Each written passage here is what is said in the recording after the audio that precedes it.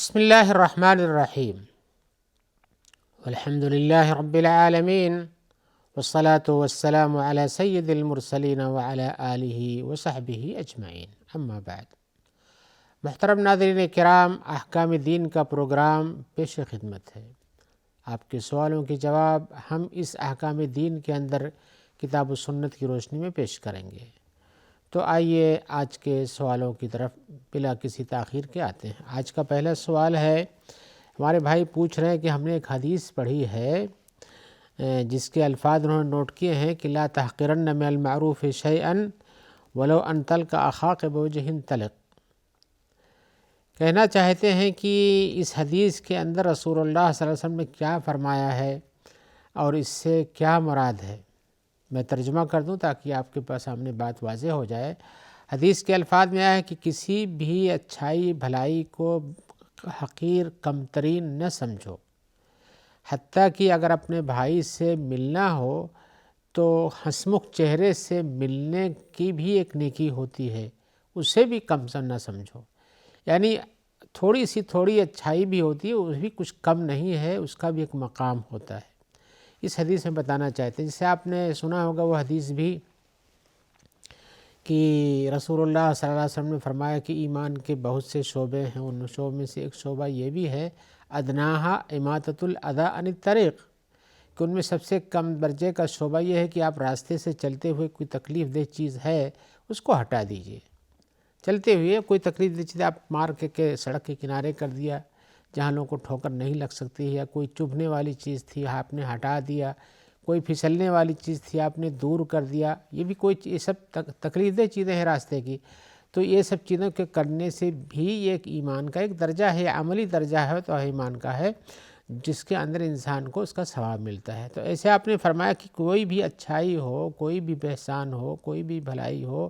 دوسروں کے لیے جو پیش کرتے ہیں اس کو آپ کمتر نہ سمجھو، حتیٰ کہ اپنے بھائی سے ہنسمکھ چہرے سے ملنا بھی ایک اچھائی اور بھلائی اور معروف اور نیکی کا کام ہے، اسے بھی کم مت سمجھو۔ ہمارے بھائی پوچھنا تھا کہ اس کا کیا مطلب ہوتا ہے۔ تو آئیے میں پہلے بتا دوں کہ حدیث جو آپ نے ذکر کیا ہے مسلم شریف میں ہے، مسلم شریف میں ہے، اس کے راوی ابو ذر رضی اللہ تعالیٰ عنہ ہیں، اور اسی طرح کی ایک روایت جو ہے مسند احمد میں ہے ابو جریح الحجیمی سے، وہ بھی کہتے ہیں کہ رسول اللہ صلی اللہ علیہ وسلم کے پاس میں آیا تو میں نے کہا اللہ کے رسول، ہم لوگ دیہات میں سے رہنے والے لوگوں میں سے ہیں، انا قوم من اہل البادیہ، دیہات میں رہنے والے لوگوں میں سے قوم ہیں ہم لوگ، تو ہمیں کچھ ایسی چیز سکھا دیجئے جس کے ذریعے سے اللہ تعالی ہمیں نفع پہنچائے۔ تو آپ نے کہا لا تحقرن من المعروف شیئا، کسی بھی نیکی اچھائی کو کمتر نہ سمجھو، ولو ان تفرغ من دلوک فی اناء المستسقی، چاہے اپنے ڈول سے جس برتن میں پانی رکھے ہوئے ہو اس سے کسی پانی پینے والے کے برتن میں پانی ڈالنا ہی ہو، ولو ان تکلم اخاک بوجہک الیہ منبسط، دوسرا مرحلہ آپ نے بتایا کہ دوسرا کام یہ بھی ہے، اس مثال کے طور پر کہ اپنے بھائی سے بات کرتے ہو، محو گفتگو ہو تو آپ کا چہرہ اس کی طرف خوش انداز ہونا چاہیے، ایسے نہیں کہ بالکل چہرہ سے ناراضگی ظاہر ہو یا کہ آپ اس سے اعراض کر رہے ہوں۔ اور اسی طرح سے ایاک وہ اس بات تصویر الازار، اور ایسے ہی اپنے یعنی جو ازار پہنتے ہو، پیجامہ پہنتے ہو، لنگی پہنتے ہو، کوئی بھی تہبند پہنتے ہو جو پہنتے ہو، اس کو بہت زیادہ نیچے نہ لٹکایا کرو، فإنہ من الخیلاء، اس لیے کہ وہ تکبر کی ایک نشانی ہے۔ اب اس میں کہاں ہے وہ لوگ کہ نیچے جو پیر میں ٹخنے ہوتے ہیں اس کے نیچے لٹکانے کو اس میں شمار کیا گیا ہے۔ والخیلاء لا يحبها اللہ عز وجل، اور آپ نے فرمایا کہ تکبر کو اللہ تعالیٰ یعنی بنا کے چلنا، دکھا کے چلنا کہ دیکھو میں ہوں، میرا کپڑا اتنا بڑا اور چوڑا ہوتا ہے، اچھا ہوتا ہے، گھسٹا اچھا بھی چلتا ہے، میں کچھ پرواہ نہیں ہے، تو یہ اللہ تعالیٰ اس کو پسند نہیں کرتے ہیں۔ وَإِنْ أَمْرُؤٌ سَبَّكَ بما یعلم فیک فلا تسبہ بما تعلم فیہ، اور اگر کوئی آدمی آپ کو گالی دیتا ہے وہ برائی بیان کر کے جو تمہارے اندر ہے تو تم اس کو جواب میں ایسی گالی نہ دو جو اس کے اندر وہ برائی پائی جاتی ہے، اس برائی کا ذکر کر کے۔ فَإِنَّ أَجْرَهُ لَكَ وَوَبَالَهُ عَلَى مَنْ قَالَ، اس لیے کہ اگر کسی نے آپ کی کسی برائی کا تذکرہ کر کے آپ کو گالی دیا اور کہا تم ایسے ہو، تم ایسے ہو، تم ایسے ہو مثال کے طور پر، اور آپ نے اس کو جواب نہیں دیا، تو حضرت رسول فرماتے ہیں کہ اس کا آپ کا جواب نہ دینا اس کا بدلہ یعنی اچھا ثواب آپ کے لیے ہے، اور اس کا اس طرح سے آپ کو مخاطب کرنے کا عقاب اس کے اوپر ہے۔ اور یہ حدیث اس کی سند صحیح ہے جو مسند احمد کی ہم نے ذکر کی، ابو جرح حجیمی کی۔ اب اس حدیث کو آپ نے پوچھا ہے کہ لا تحقرن من المعروف شیئا ولو ان تلقى اخاک بوجہ طلیق، کہ اپنے بھائی سے خوش اندازی سے ملنے کو بھی کم نہ سمجھو، جیسا کہ حدیث میں آیا۔ تو اس کی میں شرح کر دوں، اس لیے کہ آپ نے وہ حدیث پوچھا، اگرچہ کہ ہم نے دوسری حدیث جو سنائی آپ کو یہ مفصل ہے، اس کے اندر اور بھی مثالیں اور تفصیلات پیش کی گئی ہیں جو معروف میں سے آتی ہیں، یعنی اچھائیوں اور بھلائیوں میں جن کا تذکرہ ہوتا ہے۔ تو لا تحقرن کے معنی ہوتے ہیں کہ اس کو صغیر نہ سمجھو، چھوٹا نہ سمجھو، کمترین نہ سمجھو، اور اس لیے کہ حقیر و کمترین اسی کو کہتے ہیں جو کم درجے کا ہو۔ اور معروف کا جو لفظ ہے من المعروف بھلائی میں سے، تو یہ معروف ہر وہ چیز ہے جس کو انسانی فطرت میں، انسانی معاشرے میں، انسانی سوسائٹی میں اس کو اچھائی کہا جاتا ہو، اور شریعت کی نظر میں جو اچھائی شمار کی جاتی ہے وہ سب اس لفظ معروف میں داخل ہیں۔ اسی لیے جو آپ سنتے ہیں امر بالمعروف اور نہی عن المنکر، ایسا نہیں کہ کوئی خاص ایک جزئیہ ہے، یہ اچھائی کا کوئی بھی کام ہو، حسن اخلاق کا ہو، اور اسی طرح سے لوگوں کے ساتھ حسن معاملہ کا ہو، لوگوں کے حقوق کی ادائیگی کا ہو، دین و شریعت پہ چلنے کا ہو، ہر چیز معروف میں داخل ہے۔ اس لیے کہ لفظ معروف ایک ایسا وسیع لفظ ہے جس کے اندر ساری قسم کی اچھائیاں بھلائیاں داخل ہوتی ہیں، اور منکر وہ ایسی برائی ہے جس کے اندر ہر قسم کی بری چیز داخل ہوتی ہے۔ لہذا امر بالمعروف اور نہی عن المنکر، اچھائی کا حکم دینا، برائی سے روکنا، ایسے یہاں لفظ معروف میں سے کوئی بھی معروف ہے، لیکن کوئی بھی معروف ہو، چھوٹی ہی نیکی ہو، اس کو اللہ کے رسول نے فرمایا کہ اس کے حقیر اور کمترین نہیں سمجھو، وہ بھی فائدے کی چیز ہے۔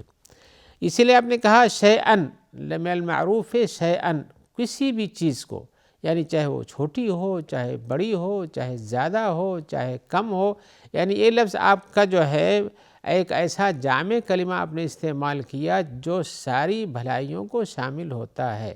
اور شیئن کہہ کر کے آپ نے اس کے اندر ایسی وسعت پیدا کر دی کہ کسی بھی قسم کی کوئی بھی بھلائی ہو اس میں شامل ہو جاتی ہے۔ پھر آپ نے جہاں مثال کی ولو ان تفرغ من، جیسے میں دوسری حدیث کو بیان کرنا چاہتا ہوں، ولو ان تلقى اخاك بوجه طلق، یہ لفظ بھی اس حدیث میں آیا ہوا ہے کہ چاہے اپنے بھائی سے خوشنما چہرے سے ملو، خوش اندازی سے ملو، خوش اسلوبی سے ملو۔ اور دوسری حدیث میں جو بتایا گیا ولو ان تفرغ من فی اناء المستسقی من دلوک، اپنے ڈول سے، اپنے برتن سے پینے والے کے برتن میں پانی دے دو کہ لے جاؤ بھائی آپ اتنا پانی پی لو، آپ بھی پی لو، تو یہ افراق کہتے ہیں ڈالنے کو۔ تو اس طرح سے آپ نے کہا کہ اس طرح سے کرنے سے بھی انسان کو فائدہ ملتا ہے۔ اور دلو کا معنی ہوتا ہے ڈول ہے یا کوئی بھی برتن جس میں آپ پانی رکھتے ہوں، اس کو ڈلو کہا جاتا ہے، اس سے پانی پیا جاتا ہے لا کر کے۔ اور جیسے پہلے گھڑا استعمال ہوتا تھا، یا ابھی کہہ لیجئے اس کی جگہ پر اور بھی چیزیں استعمال ہوتی ہوں، یہ سب مراد ہے۔ اور اناء المستسقی کا جو لفظ ہے پینے والے کے برتن میں، وہ کسی بھی چیز میں مانگ رہا ہو کہ ہمیں پانی دے دو، ہمیں پینے ہے، پلانا ہے، لے جانا ہے، گلاس ہو، جگ ہو، کوئی بھی چیز ہو، آپ کو دے دینا چاہیے۔ اور ایسے ہی جس حدیث میں کہ اپنے بھائی سے ملو، اخاکا کا لفظ اپنے بھائی سے، تو یہ بھائی کا لفظ بھی اپنی جگہ پر ایک خاص معنی رکھتا ہے۔ وَلَوْ أَن تَلْقَىٰ أَخَاكَ، اگرچہ تم اپنے بھائی سے ملو۔ بھائی کہنے سے انسان کی قربت ظاہر ہوتی ہے۔ یہ کوئی ضروری نہیں کہ بھائی سے مراد یہاں پر حقیقی بھائی ہے، سگا بھائی مراد ہے، بلکہ اس میں بھائی آپ کا کسی بھی انداز سے، اس لیے کہ بھائی کا لفظ بولا جاتا ہے قوم کے سارے لوگوں پر، چاہے وہ رشتے میں آپ سے جڑتے ہوں، چاہے رشتے میں نہ جڑتے ہوں، تو آدم کے رشتے سے سبھی لوگ جڑتے ہیں۔ لہذا یہ اخاکا کہنے سے، اخوت کا لفظ ذکر کرنے سے، بھائی کا لفظ ذکر کرنے سے قربت کا اظہار مقصود ہے، اس لیے کہ ہر دوسرا جس کو آپ دینا چاہتے ہیں وہ آپ کا بھائی ہوگا۔ کہیں نزدیک سے ہوگا رشتے میں یا کہیں دور سے ہوگا رشتے میں، اور نہیں تو آدمیت کے رشتے میں تو آپ کے ساتھ شریک ہی ہے۔ اور اسی لیے اخوان کا لفظ، اخ کا لفظ جو ہے قرآن مجید میں پوری قوم کے لوگوں کے لیے استعمال ہوا ہے، میں اس کی تفصیل میں نہیں جاؤں گا۔ اور وجہ سے مراد یہ ہے کہ چہرے سے وَانْطَلَقَا خَاكَ بِوَجْهٍ طلق، اپنے چہرے سے، چہرہ ہی وہاں مراد نہیں ہے کہ آدمی چہرہ صرف خوشنما رکھے اور دل کے اندر برائی رکھے، بلکہ چہرے سے مقصود یہ ہے کہ چہرے سے ملو، دل بھی صاف رکھو، جیسے آپ کا ظاہر ہے ویسے باطن بھی ہونا چاہیے۔ ایسا نہیں ہے کہ آپ ملو اور اس کے بعد اس کو دھوکہ دینے لگو۔ ویسے بھی لفظ کا اخ کا استعمال کیا بھائی کو، تو بھائی کو دھوکہ دینا چاہے ظاہری طور پر ہو یا باطنی طور پر، دونوں منع، اور کسی کو بھی دھوکہ دینا منع ہے۔ لہذا انسان کو اپنے بھائی سے خوش دلی سے ملنا چاہیے، اس کے اعمال سے ظاہر ہونا چاہیے کہ وہ آپ کو پسند کرتا ہے۔ جیسے کوئی چیز ملنے جاتا ہے، جلدی سے ہاتھ بڑھاتا ہے، سلام کرتا ہے، خوش انداز سے بولتا ہے، اور اپنی نگاہیں اس کی طرف مرکوز رکھتا ہے، اعراض نہیں کرتا، یہ ساری چیزیں چہرے کے مقابلے میں ظاہر ہیں، اور جسم کا سارا حصہ اس سے مراد ہوتا ہے۔ اور اسی وجہ ہے کہ انسان جو ہے اس کے اعمال جو ہیں اس کے جوارح سے صادر ہوتے ہیں۔ جوارح یعنی ہاتھ پیر ہے، آنکھ ہے، کان ہے، ناک ہے، چہرہ ہے، دائیں اور بائیں مڑنا ہے، اچھی طرح سے بات کرنا ہے، خوشنمائی سے بولنا ہے، اچھی طرح سے اس کی بات کو سننا ہے، یہ سب چیزیں داخل ہیں۔ اس لیے کہ اصل حقیقی صفائی ستھرائی اور اچھائی اور معروف کی پیش کرنا یہ دل سے ہوتا ہے، اور جب دل آپ کا راضی رہے گا، خوشنما انداز میں رہے گا، خوشی سے ملے گا، تو آپ کے اعضاء و جوارح بھی ملیں گے۔ اور دل کا ذکر کرنے سے میری مراد یہ ہے کہ باطن بھی صاف رکھنا چاہیے۔ ایسا نہ ہو کہ آپ ظاہر میں ملتے ہوں اور باطن میں اس کے خلاف اپنی کوئی مشکل چھپا کے رکھتے ہوں جسے اسے نہ بتاتے ہوں۔ تو جو حدیث آپ نے پوچھی، اس سے ایک بات کا خلاصہ اور فائدہ ملتا ہے کہ کسی بھی انسان کو کوئی بھی چھوٹی نیکی یعنی کم نہیں سمجھنا چاہیے۔ آئیے مثال کے طور پر ایک نیکی اور بھی ذکر کر دوں میں، جس کو لوگ اللہ اور بندوں کے درمیان کا کام ہوتا ہے، لیکن وہاں بھی لوگ اس کو حذف کر جاتے ہیں۔ حدیث شریف میں آیا ہوا ہے کہ جب آپ مسجد میں آؤ تو مسجد میں دوڑتے ہوئے نہیں آؤ، بلکہ سکون اور وقار کے ساتھ آؤ۔ پھر مسجد میں جو تم پاؤ اسے پڑھ لو، اور جو چھوٹ جائے اس کو پورا کر لو۔ یہ حدیث آپ نے بارہا سنی ہوگی، اس قسم کی باتیں کہ جو چھوٹ جائے اس کو پورا کریں۔ اور اسے بھی حدیث بارہا ذکر کی جا چکی ہے کہ ایک صحابی تھے، وہ بکرا جو آئے مسجد میں ہی شروع ہی سے رکوع میں چلے گئے، پھر رکوع میں جا کر کے صف میں مل گئے، تو آپ نے کہا ایسا نہیں کرو، بلکہ آ کر کے ہاں جیسے ہوتا ہے ایسا کیا کرو، اس لیے کہ آپ نے کہا کہ امام کو جس پوزیشن میں پاؤ اس میں ہو جاؤ۔ میں یہاں جس چیز کا تذکرہ کرنا چاہتا ہوں وہ یہ ہے کہ آپ مسجدوں میں جاتے ہوں گے تو دیکھتے ہوں گے کچھ لوگ آتے ہیں، دیکھتے ہیں امام صاحب رکوع سے اٹھ چکے ہیں تو بڑی بے توجہی سے آتے ہیں، کوئی بات نہیں، ابھی تو پوری رکعت دوسری ہم کو ملنی ہے، پہلی رکعت تو چلی گئی، دوسری رکعت چلی گئی، تو اس کے بعد کھڑے رہتے ہیں۔ امام صاحب سجدے میں جاتے ہیں، سجدے سے سر اٹھاتے ہیں، پھر سجدہ کرتے ہیں، پھر اس کے بعد یا تو تشہد میں بیٹھتے ہیں، یا تشہد نہیں بیٹھنا تو کھڑے ہو جاتے ہیں۔ لیکن میں آنے والے کی بات کر رہا ہوں، آنے والا جو ہے یہ کھڑے ہو کر انتظار کرتا ہے، اپنے کاموں میں لگا رہتا ہے، جبکہ حدیث میں آیا کہ جب مسجد میں پہنچو تو امام جس پوزیشن میں ہو اسی پوزیشن میں تم بھی شامل ہو جاؤ۔ اب امام صاحب سجدہ کیے ہوئے ہیں، اب آپ کھڑے انتظار کرتے ہیں، پھر اس کے بعد امام صاحب اٹھ کے بیٹھتے ہیں، پھر بھی آپ انتظار کر رہے ہیں، پھر امام صاحب سجدہ کرتے ہیں، پھر بھی انتظار کرتے ہیں۔ میں یہاں صرف اس چیز کی تنبیہ کرنا چاہتا ہوں کہ کیا سجدہ کرنا نیکی نہیں ہے؟ نیکی ہے، پہلا سجدہ کرنا، دوسرا سجدہ کرنا، اور سجدے سے بڑی اور کون نیکی ہو سکتی ہے انسان کی عبادت میں؟ تو اس کے باوجود بھی آدمی غفلت کرتا ہے، کیا معلوم کہ اس کا یہی سجدہ اس کے لیے اس کی نجات کا باعث بن جائے۔ ہے چھوٹا سا کام ہے آپ کا، آپ نہیں بھی پڑھیں گے تو پڑھیں گے تو بھی آپ کی رکعت شمار نہیں ہوگی، لیکن سجدہ تو آپ کا ایک شمار ہوگا نا، فرض میں شمار نہیں ہوگا لیکن سجدہ آپ کا شمار ہوتا ہے۔ اگر آدمی ایک سجدہ بھی کر لیتا ہے تو نجات کے لیے تو ایک سجدہ بھی کافی ہو سکتا ہے اللہ کو اگر وہ منظور ہو جائے، لیکن اس کے باوجود بھی لوگ اس نیکی کو، اس ثواب کو، رسول کے اس فرمان کی طرف توجہ نہ دیتے ہوئے اپنی غفلت میں لگے رہتے ہیں، کھڑے رہتے ہیں، ہاتھ پیر ڈھیلا کرتے ہیں، سیدھا کرتے ہیں، کپڑا درست کرتے ہیں یا سیٹنگ کرتے ہیں، اس کے بعد سجدے میں نہ جائیں بلکہ انتظار کرتے ہیں کہ امام صاحب جب کھڑے ہو جائیں گے تو ہم بھی ان کے ساتھ نیت باندھ لیں گے۔ اس کے بعد میں بتانا چاہتا کہ دیکھیے کتنی چھوٹی چھوٹی نیکیاں ہیں جن کو آپ توجہ نہیں دیتے.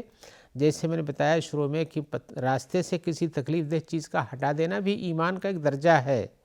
لیکن اس پر لوگ توجہ نہیں دیتے. مسجد میں پہنچ کر کے امام کے ساتھ ہو جانا رسول کا فرمان ہے، پھر بھی آپ نہیں توجہ دیتے کہ ہمیں تو ابھی رکعت اس سے ملنی نہیں ہے، لیکن سجدہ تو مل جائے گا.